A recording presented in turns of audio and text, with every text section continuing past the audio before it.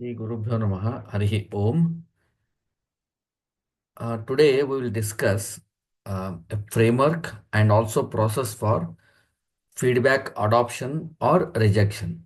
So there are two words that we are going to focus: adoption as well as rejection, because every feedback may not be required to be taken. And whenever something we learn and we need to implement it, then only we can realize benefit of learning. Otherwise, learning remains in the books and then we'll not be able to make any progress in our life. So for that, usually what we need is we need some framework so that we can use that framework and exercise according to that particular framework. And then we can start finding whether it is beneficial or not. And it's a process. Process means it's a continuous activity, set of activities that will yield you some results. So that's how we usually look at it. And then let us deep dive into overall this feedback, the mechanism or the word feedback. So on the first slide, let us see what is exactly the feedback, what we mean by feedback.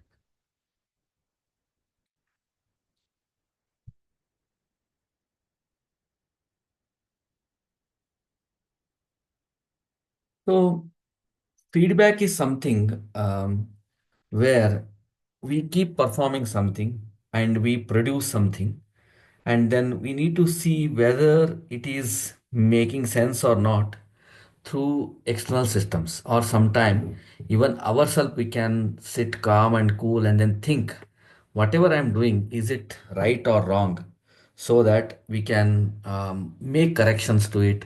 We can make a right intention attached to it. We can also make sure that it produces what we expected versus what it is trying to produce today. So feedback is not a new invention. Feedback is there from long, and it has been prescribed in many of our granthas, and then how to do it, everything. But being using it very heavily in corporates and all, maybe we are talking in these kind of bullet points. So basically, where the feedback really makes sense is it promotes personal growth. So it always helps in identifying areas of improvement, and also foster ourselves as a self-awareness, like what we know, what we are trying to do, is it correct or wrong, and do am I knowing what I'm really trying to do there. And then it will also help in enhancing our performance. So as in many of other sessions, Adhyatmic sessions, we have seen that we always try to do Guna Chintana of Lord Vishnu. Why? Because he is a Guna Paripurna. He is a having ocean of every Guna that you say, and it is countless. The scope and quantity of those Gunas is countless. So once we know these gunas, right, we will be able to bring those gunas at least to some extent in ourselves, and then every guna will make, or every character or every thing that we borrow will make some difference in our life. So that's how our performance will improve. So the improvement of our performance, improvement of our throughput is most important when you look from the growth perspective. And sometimes we break up our relationship because we don't know what we are doing. We don't know what we say. We don't know how do we behave in front of others. And then because of those things, our relations often break. And then how to bring back those relationships, how to strengthen them further, because relationships are something which will help us to live a very good life. So strengthening relationship also is part of the feedback. And then informed decision making. It will help us to make some decisions where we know some background of it, we know pros and cons of it, how it will perform on the ground, how it can be effective or ineffective. So those are the ways it will also help us. And then boost motivation. The moment you see some changes in yourself, the moment you see some positiveness in yourself, it will improve our self confidence. It will say that, hey, something I tried learning, it is giving me some good results. People are feeling much better, or myself, I am feeling much better. And then it helps us to motivate to make ourselves much better, because ultimately we have to build our personality throughout our career or throughout our life. So, in brief, if we understand right, we have to keep on borrowing gunas of Lord Vishnu one after other, so that we complete this life by being better and better every day or every second, every minute or every year, something like that. So that's where like feedback really makes lot of sense, and knowing about feedback is most important. Without knowing the feedback, one can kill their own growth very easily. So that's what has been seen. And feedback helps a lot in our career, whether in our personal life we take it or not. In career, it helps a lot. But in personal life also, it really, really makes lot of difference Text than visuals even. are very text visuals are very no, small. Can you make it big? Uh, it is full screen only.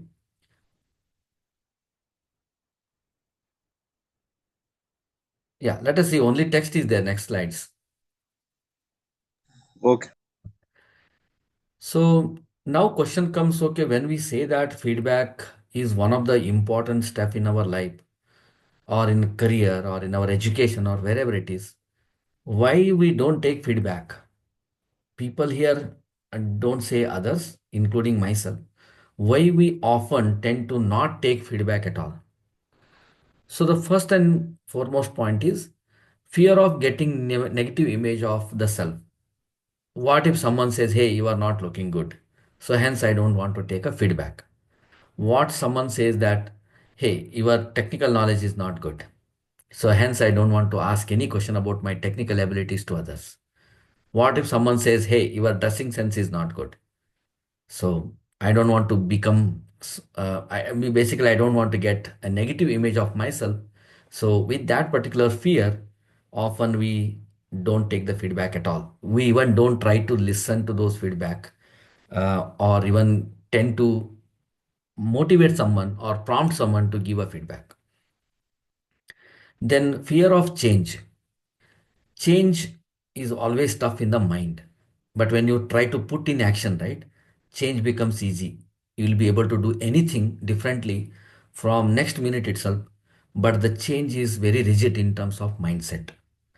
So even in the organization, I have seen, for example, when there is a merger of two different departments in an organization, in a big organization, often VPs or SVPs and directors will be doing so many collaborations, so many talks and so many sessions, everything to tell that, hey, they have done a really great change. And here is the background of that particular change. This is how people have to adopt the change, etc. Because they think it is very tough. But while if you see the executors at the end, right, the people who are like, say, engineers or junior members in the organization, they move along with the change very quickly. The moment you say, hey, this is what you have to do from tomorrow, they'll start doing it. The more you prompt, more you like bring it, discuss, it becomes a rigid mindset. It becomes tough. So fear of change is something which people don't want to accept it as a change. What if tomorrow someone says that, hey, you don't talk properly? Then I have to change myself, right? I have to do work on myself. So instead, better I keep quiet where I am. So then fear of feeling low if feedback is accepted from others. What if a person A gives a feedback to person B and then person B adopts it or accepts it, saying that, yeah, what you are saying is really true. Then person B feels that I am inferior to that guy because he gave me feedback. He's capable of giving me a feedback. Hence, he's greater than me. So better, I don't want to make him great. So this is sometimes a feeling that we get, because of which we don't want to get a feedback. And last 2 points are very, very important. When we don't take something if we don't know the benefit, it's very simple. When we don't know that this is how it benefits, we try to ignore it. Take dharma, take adhyatma, take satsanga, or whatever it is. Many a times people don't have exposure and experience of knowing the benefit of it. So for them, it is not important. So they just don't want to go in that direction. They shut the door for that. Last but not least, not knowing how to use it. Tomorrow someone gives me a feedback that, okay, your vocabulary is not good. So now how to use that particular feedback, what I should do with that feedback, how can I implement a change with that particular feedback. When I don't know that, often it feels that I should not take the feedback. So these are few like hand countable points that I have listed here, but there are plenty of other different points through which people don't want to take a feedback. And ego is something which is always front-ending, will not allow us to take any feedback, not only from external world, even from parents. We don't accept any feedback. Even when gurus give some feedback, for example, you have accepted someone as our guru and he gives a feedback, we don't want to take it because if there is a ego acting very high. So there are several points to discuss, but these are the very few things which are very important to know why people don't take a feedback. And last two are very important, which will run our slides further. Now, what are the impacts of not taking feedback? We know that people don't take feedback. Then what happens to those people? So there are plenty of people who don't take feedback. What happens? So, when you don't take feedback, you never get an opportunity to learn from your own failure. That means you don't push yourself hard to fail. Fail fast is a rule in the organization today. Any industry you take, whether it's a manufacturing or it's a automobile industry or it's a IT industry, the word that they say today is fail fast. Make a mistake, quickly correct it, learn out of the mistake, and then go forward.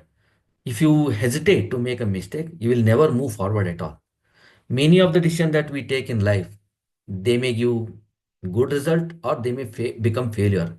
But every failure will teach us something. Every failure will make us more strong and strong every day. So they will not get this opportunity. If you don't take feedback, they will be rigid as it is from day 1 to day 100. So never progress further. Progress again is very relative term. Like I may say he is not progressing, but he may be himself progressing very high, and he may think that he's doing better than me. So these are some of them are relative terms also. But when we compare ourselves in the organization or in the our humanity or anywhere, the progress for those people who don't take feedback is always less, or they stop, or it may go in a negative way. So then they will never be able to adopt best of the world. If you don't take feedback, you don't adopt the best things of the world. So what is best, what is worst, one has to decide. Again, there's a framework for that. And then we'll start looking negative personality in front of others. So when somebody is trying to give them feedback, they feel that, okay, hey, this guy is negative. He always comes and try to tell me something. I should not do relationship with him. I should never ask him anything. I should not even talk to him. So they will start looking others also negative, and their own personality will also become negative, which they don't realize. But other people often will easily find out that this guy is like useless. He's not going to do anything in his life. So better leave him. So they will still continue relationship, but the personality as a whole will look very negative. The people who often tend to take feedback, they make a lot of positive difference and impact in front of others and to themselves. So eventually they will fail to achieve what is possible even from what God has given them as an abilities. Because from the point number one, they don't fail. They are very rigid and hesitant. And then God has given them a lot of abilities. They don't push those abilities in the front to move forward, learn from it, and again move forward. So they don't have this particular loop of doing something, taking a feedback and enhancing and doing again and then enhancing. This will never happen. When this loop is not there, most of their abilities like take a back seat, means they become like waste. So these are some again hand countable or finger countable impacts of not taking the feedback. Now, when we know that people don't take feedback and there are negative impacts of not taking the feedback, then what we should do is the question, right? Ultimately, we have to move and then do something after knowing importance of the feedback. So now the feedback taking mechanism has various frameworks. The best framework that I have tried in adopting myself or tried seeing people who have adopted making a lot of difference in their life is this particular framework. This framework is very, very simple. It has only three things to do. One is start doing, second one is continue doing, third one is stop doing. For example, if someone is not at all learning by books, then what is the simple feedback mechanism that he will get and to implement? Okay, start reading every day one line, or start at least listening one sloka that has been told by any video or YouTube or anyone.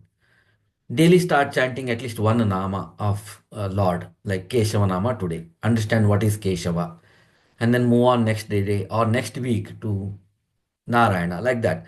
So, start doing will help us to make something which we can easily do, which we can quantify, which we can adopt in our schedule, and then make a progress eventually. Not that next day itself I am going to do something new, but it will help us to start doing, and then we can make list of these things and then add it. I'll give one more example for this.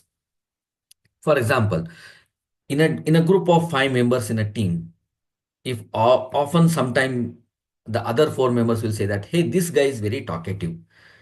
If he comes into the team or when he is in the team, right, will not be able to do any work because he keeps on talking, he keeps on telling something else.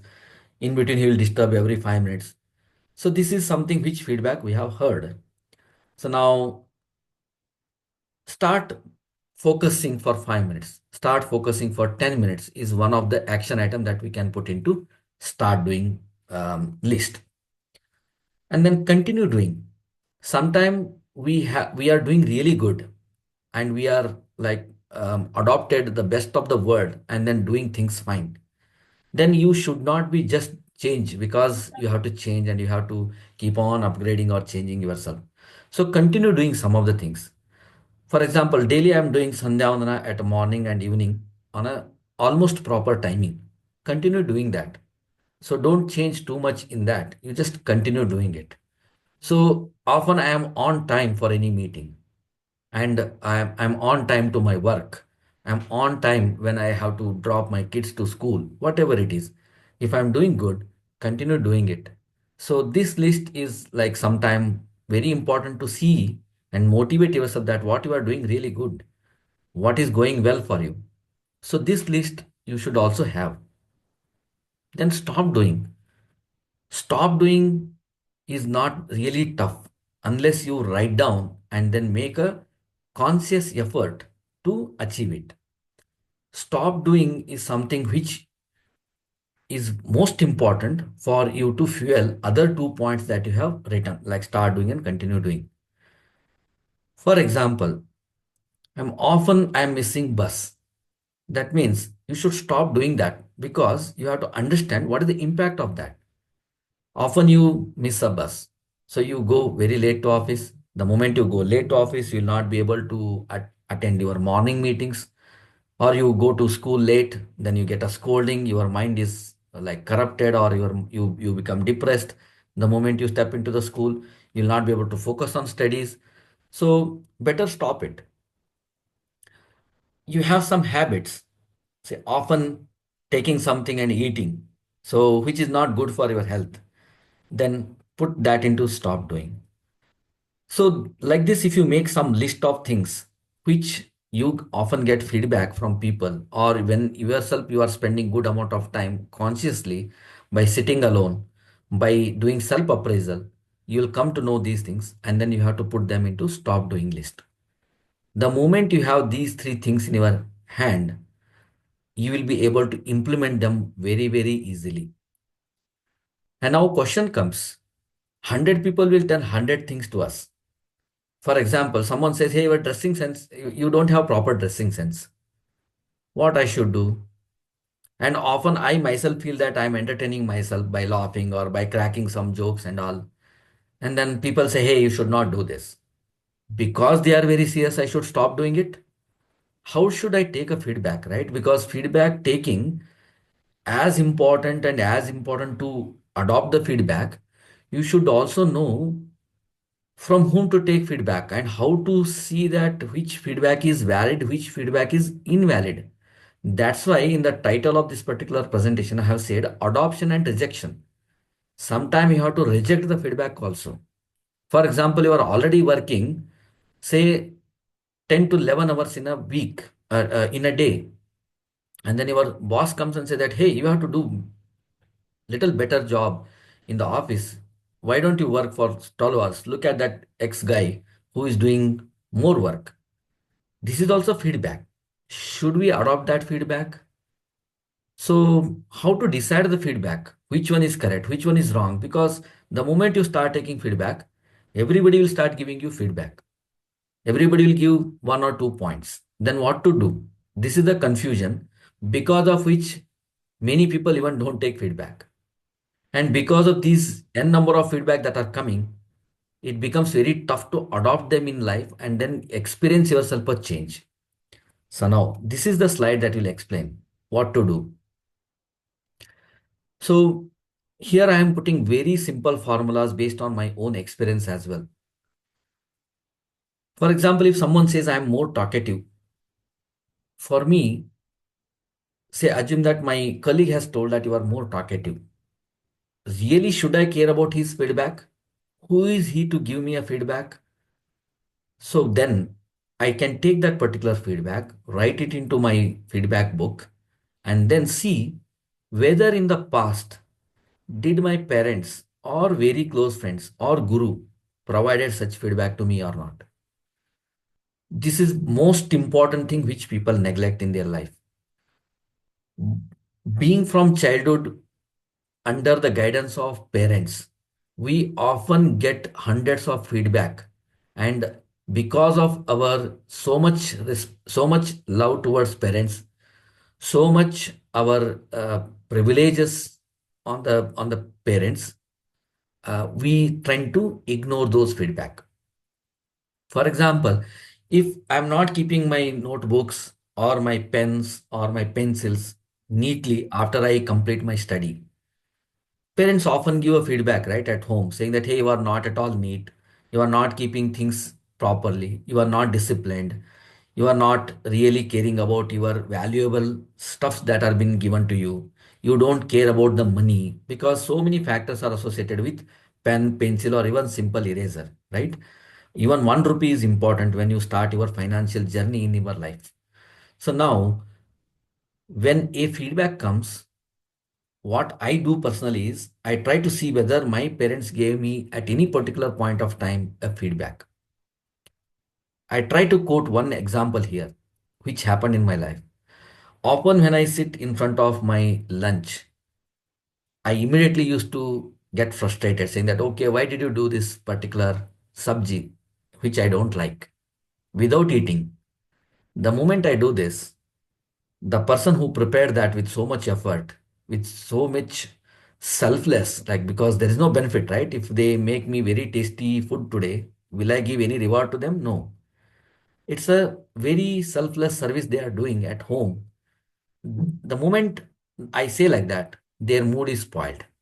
They'll become disappointed. Their whole effort becomes like zero. So, and they sometimes they give that feedback. Why you are so much particular about this? Why you are angry? Just try to use it, eat it, enjoy it, mix with something which you like, and then enjoy the food. It has God given. So many things they'll give feedback. Because feedback we are getting at home, we often neglect. But one or other day, same feedback you will get from your friend, same feedback you may get from your spouse, same feedback you may get from somebody else, then your situation will be very pathetic or bad. So, even if it is bad that particular time, should you take that feedback? Yes, you must take that feedback because your parents themselves have told this point long ago. Or your very well wishers or close friends have told you that, hey, don't do this. If you do this, something will happen in the future. So, if those feedbacks come, definitely you have to immediately put into the list and start working on it and adopting change according to where it falls in. Start, continue, or stop. So, feedback that resonates or closely match with your well wishes is also very important. You should know who are your well wishers, who are giving you feedback without their own self motivation. For example, my friends sometimes used to call me and tell that, hey, you are very good man, you are doing so much good things, all those things. And then they will say, hey, can you do this thing for me? So there is a self motivation behind calling, behind praising me. In such situations, should we take a feedback from them? No, reject that feedback because they are not your well wishers. They are trying to praise you so that their purpose is accomplished. And that purpose is a self purpose. If they are doing something for society, something for betterment of other things, probably you could take that feedback, but otherwise they are not really their well wishers. They are like opportunistic people who want to encash your abilities. So you can reject it. So you need to know who are your well wishers. Feedback that usually has helped others to succeed and not being lost. You often see, right? Somebody was doing something and then he got some feedback and he did something. Now you know whether it's working or not, whether they were able to successfully do it or not. Use that feedback mechanism or framework to adopt or reject the feedback. Then feedback to practice and adopt with a conscious effort. Once you take the feedback, unless you do a conscious effort, you'll not be able to practice it. You will not be able to make a change. So my recommendation is make conscious effort. For example, I made conscious effort every day that before I sit for lunch, I should not crib about food. First of all, I should thank God that He has given me food today. He has given a very hot food, and I am eating that food as a Brahmin sitting at my home. And somebody has given me that food without being any self motivation, without being any self requirement. So let us enjoy the food. The moment you make that conscious effort, slowly that particular anger or unhappiness will go away, and then you become a change practitioner. You become suddenly adopting the change and adopting the feedback. And then review the feedback benefits. Okay, after doing this, what benefits I got? My mother is happy, or my wife is happy, or the person who served me food is happy. Myself, I am peaceful, I am happy. Whatever is there, I'm enjoying. So if something, the food that I don't like too much, I churn a lot. I try to bite it more and more. Because of saliva mix, the food will taste very good. This is the mechanism they have used today to adulterate food by adding chemicals so that you those food items will taste you so great without even chewing. But the more you chew something, right, the food become tasty. So those kind of adoption will make sure that I'm enjoying, I'm adopting the feedback, and I'm seeing some change in my life. So if we apply some of these practices, then automatically we'll start progressing. We'll start making lot of difference in our life. And when we start making difference in our life, obviously the change will be seen by family or by your belongings or your people and your organization and everywhere, wherever you go, even in the school, college, wherever you are there, you will start seeing the change, a positive change in around you. So this will really make a lot of benefits in our life. So the simple framework that we should try is start doing, stop doing, continue doing. What you want to do next? Say maybe I need to start doing at least some adhyatma study because I'm already 40 plus. If I don't do now, when I will do in my life? So put that in the start doing. Stop doing. Okay, let us stop going or eating outside. If I'm eating frequently outside, reduce it, stop it. At least stop on Ekadashi, stop on some important days. So then automatically those feedback will be adopted in our life, and we see one day the change in ourselves, and then we enjoy that particular change a lot. And it gives self motivation, it gives self confidence, it will make us succeed in our life. So with that thought, say Krishna Arpanamastu. Yeah, this is applicable for the even institutions also, even any institution or mata or any our workshops. We should have one or two people who should focus on the feedback system, actually review system, feedback system, and what to continue, what to stop, what to start. So nice presentation. Thanks to Mother sir. Can we now go to the ending prayer? Hari Sarvottama, Vayu Jivottama. हरिसर्वोत्तम वायुजीवोत्तम। श्रीमन्मध्वमते हरिपरतरः सत्यं जगत्तत्त्वतो। श्रीमन्मध्वमते हरिपर